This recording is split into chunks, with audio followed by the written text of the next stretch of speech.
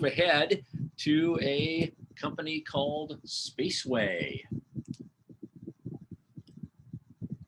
which is Jorge and Paulo. Hello, Thomas. Thank you. There he is. Just let me try to share it. There you go. Okay, we got it now. We see it now. Okay. Whenever you're ready. Okay, so we can start. Thank you. Okay. So hello, everyone, and we are glad to be here. We are Spaceway, and we come from Portugal, a small but beautiful country in Europe, not Spain, okay? And we are here to show you the way to space. Our main background at Spaceway is aerospace engineering. We are definitely space advocates. Our mission has always been to inspire, teach, and connect the new generation of explorers throughout outreach and capacity building activities, either for kids or undergraduate students. But since the last year, we are focused on how to use our skills to boost business value throughout space innovation. Here you can see some international prizes that we have won with our innovation ideas, such as the Student Aerospace Challenge and Airbus Innovation Prize. Today I'm here to talk to you about UniIoT and how this project specifically applies to the viticulture sector. Yes, we are Portuguese, we love wine, but it's not just because of that. It's because we believe that UniIoT is a project that has the potential to revolutionize the massive IoT communications in remote locations, and specifically for smart agriculture. Okay, so IoT is rapidly growing, as you know, and is growing into a multi-billion-dollar market. In simple terms, IoT is a network of smart devices. We call them smart because when they are connected, they can send data and receive commands, which enables us to digitally manage and monitor entire ecosystems of interconnected services and devices. The issue with IoT is that it requires internet, right? So without internet, there is no IoT. So what do organizations do when they have assets in connectivity dead zones? How do they monitor crop fields or aeolic farms in mountains or oil infrastructures in the middle of the ocean? In reality, most current IoT solutions are developed in urban areas where there is internet. This is a problem for the smart business in remote locations. Organizations in the viticulture sector usually have lots of problems with connectivity. You can see here a connectivity map of USA and the wine regions in California. There are more than 150,000 of hectares for vineyards in California, and most of them are without any connectivity at all, not even 2G. There is a demand from organizations to find solutions that can provide access to data from remote locations at low cost and near real time. For these niche cases, there is no need for real-time communications or fast internet such as 5G or 4G. They just need data, which is usually just small gigabytes of a small package of a few gigabytes. This is where our value proposition lies. So UniIoT is an innovative solution to provide affordable, low bandwidth IoT communications anywhere. We use LoRa technology allied with small satellites to make it happen. We have already received 250K revenue from government funds to develop the MVP with a potential client. And the technology is quite simple to understand. So there is sensors, the sensors collect data, which is stored in the node, which you can see there. Then the node is sleeping until a satellite passes by. When it passes by, the message is sent with data, ID, and geolocation. This message is stored on board and then resent to a gateway, which is already connected to the internet. When it's in the gateway, it just goes to the cloud and then it can be retrieved for an API. So the technology basically takes the data from remote locations and put it in a specific online database. So the user has the freedom to choose which database, and our solution integrates with any cloud provider such as Amazon, Google, Microsoft. The satellite constellations offer us global coverage. It can be complex, but the advantage is that we are not developing everything from scratch. We count with a full range of partners that will help us in several aspects, and we are currently using recent LoRa constellations that are being launched right now. The nodes and gateways need to be specifically designed to be able to communicate with different satellite providers, so we are using technology for that, and need to be completely modular to connect with different type of sensors. Our IoT space modules allow us to connect nodes to space to cloud, providing data to the user, and then integrating these modules with sensors, we get the devices that can be sold as a product. And these devices will be our first application for space communications IoT. So we can see here our device. We use LoRa technology, which has simple architecture and established protocols. Here in the top, you see that our module. And it's relatively easy, cheap, reliable, and effective to deploy at scale. And we have improved it to reach 600 kilometers of reach, making it possible to communicate with satellites. Based on our assumptions that I would be happy to explain you over a glass of wine, we are able to achieve a rapid growth. We can get up to 4 million of revenue just targeting 800 hectares of vineyards in 4 years, which is just the minimum part of the market. For this, we need to get a full time of engineers working out on it now. So this is the time to do that. And this will cost us around 650,000 to get this team here in Portugal. And we are also certain that we can drive the costs even lower, the cost of the device. And with your help, we can increase the number of these hectares. Remember that there was 150 just in Sonoma. In our entry market, in the north of Portugal, as you can see there is over 30,000 just in that small circle of hectares of vineyards. So there is much room to grow. And by the way, this is on the bottom. This is you can see our the vineyard that we are testing our pilot right now. So according with the needs of a potential client. Okay, so our strategic plan is to finalize the prototype this year and test it in a relevant environment until the mid of next year. Then we go to design and develop a product that can be produced at scale and starting to sell it. Our team is composed of mainly aerospace engineers and electronic engineers, but we have a great board of advisors in the viticulture sector, and now we have also starting to get some people from sales. And here we are looking for capital, specifically the 500,000 that will help us to recruit more engineers and sales, and we are willing to give 15% of our company and for the IoT Agro.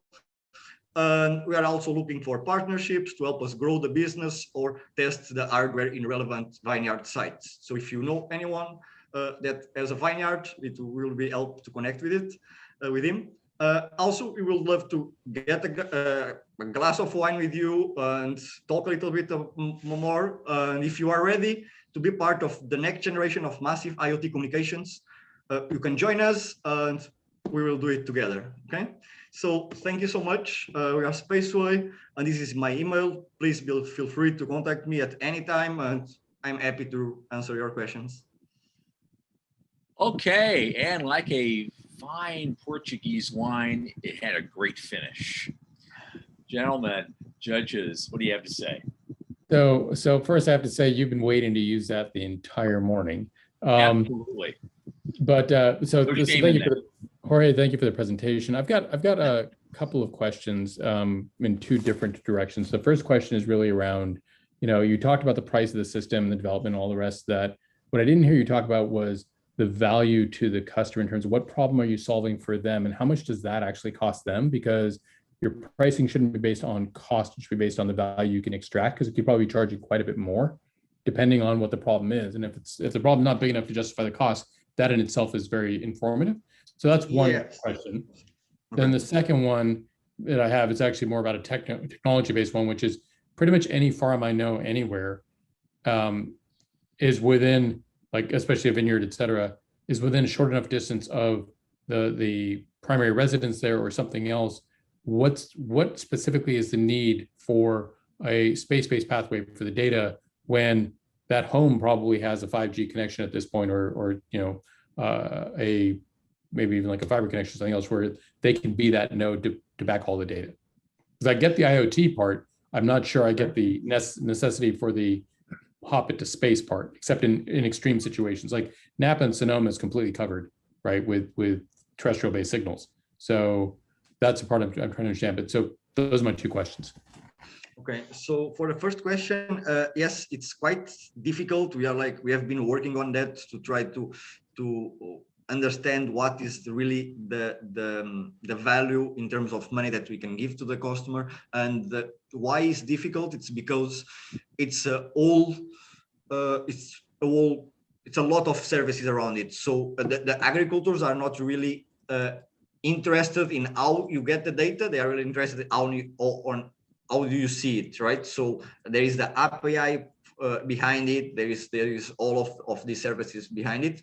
So how we can sell this device just to the not to the agricultors itself, but to the IoT providers that already provide these solutions for the farmers. So we are trying to get these numbers right, but it's been complicated. So like what we have been doing now, it's just to understand the costs and the price that we are selling it to the customer. And about the connectivity side, like that is not really the feedback that we have been having. So we have been at least here with our potential client, for example, he only has access to the internet in one specific region in his vine, which is like the house, as you said. But the thing is like how you can get the sensors to communicate with this, with the site. So if you don't have the internet, okay, it's difficult if you have mountains, which is usually how the vineyards are in Portugal. At least if you have mountains, you don't have a line of sight. So if a satellite passes by, it's so much easy to send it to it than to build a whole infrastructure of relay signals. So that's what we are trying to do. Great, thank you.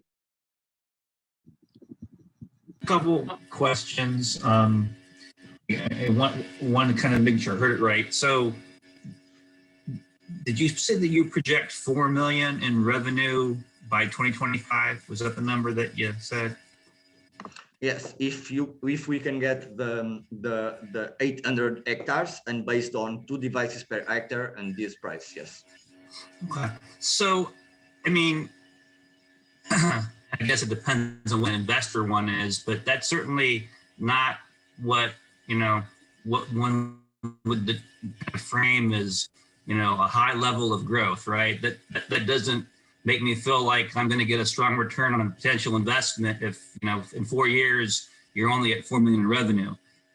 Is that a function of, feedback on what you think the sale price is? Is that a function of just it's a really niche market? I mean, why isn't there kind of more, more upside here? More upside.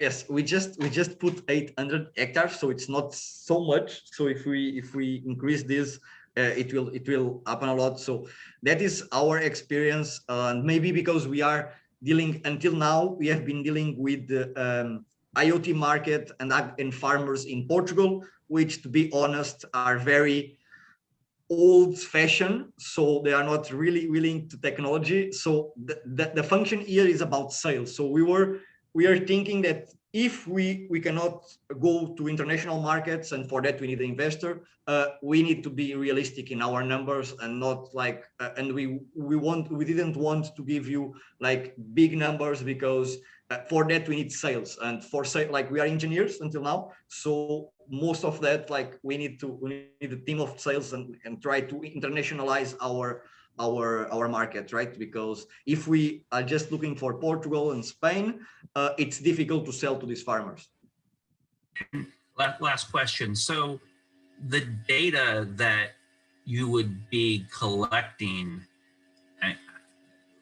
and I know you didn't get too granular because of time, but I mean, how is that data collected today by vineyards, or are you looking at getting data that they just currently don't have access to on their crops?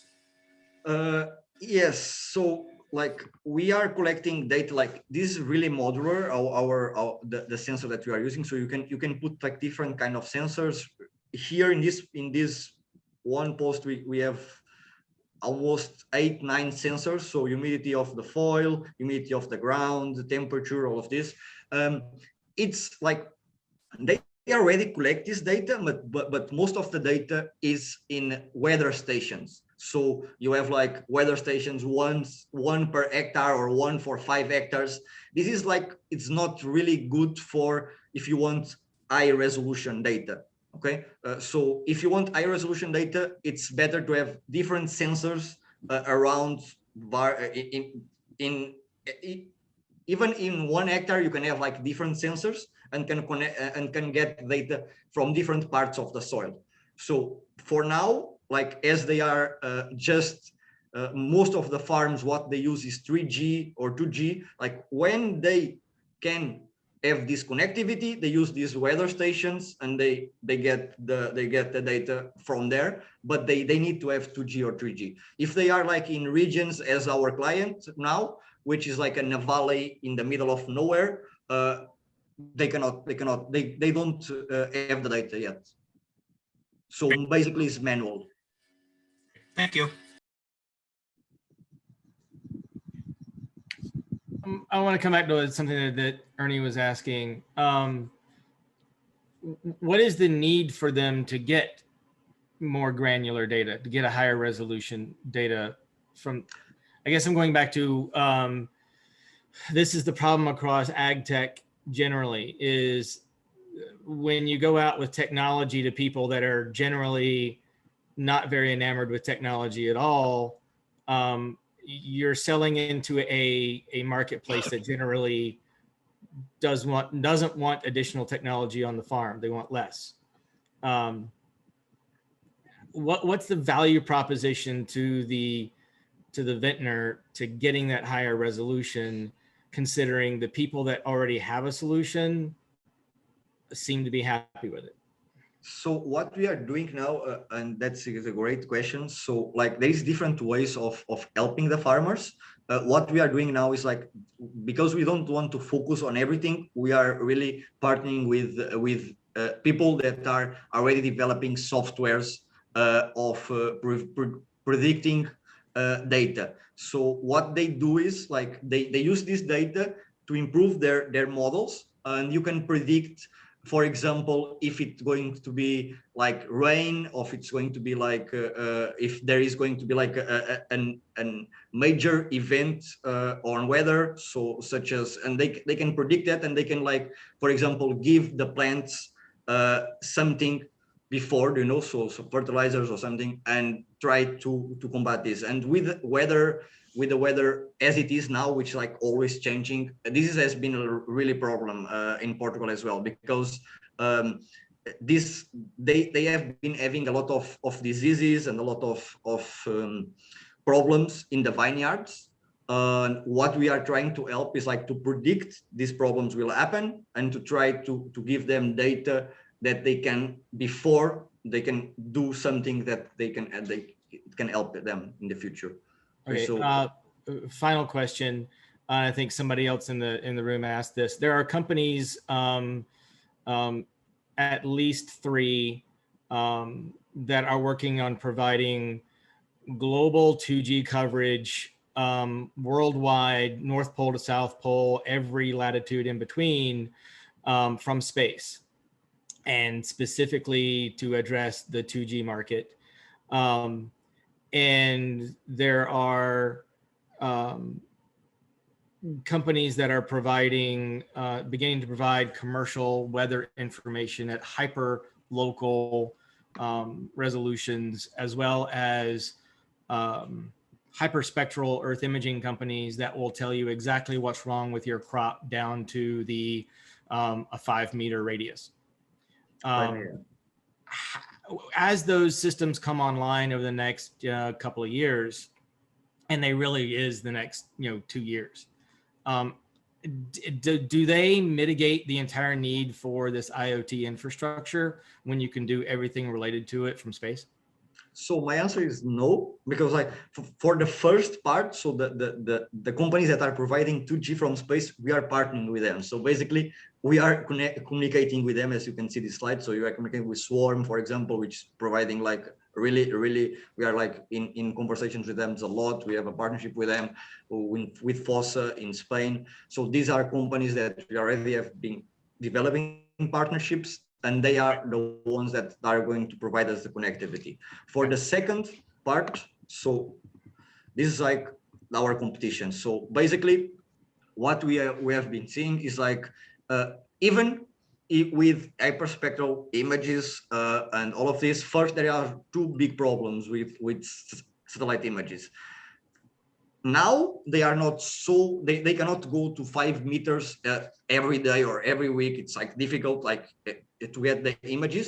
So we have been working also with satellite provider images because we want to implement that images in the software that will be given to the farmers. So you can have like a fusion of different types of data. And basically it's low spatial resolution. And second, if you want higher resolution in satellite remote sensing, you will pay a lot. So we'll pay so much more than IoT. Okay, that is the big advantage of IoT. IoT is just like for example for Swarm, they pay €5 per month per device for connections. So wow. Okay. Gentlemen, we have to cut that off at this point. Thanks so much. We're going to move as soon as you can give up the screen, Jorge. Well, thank you. It was a great presentation. Thank you so much.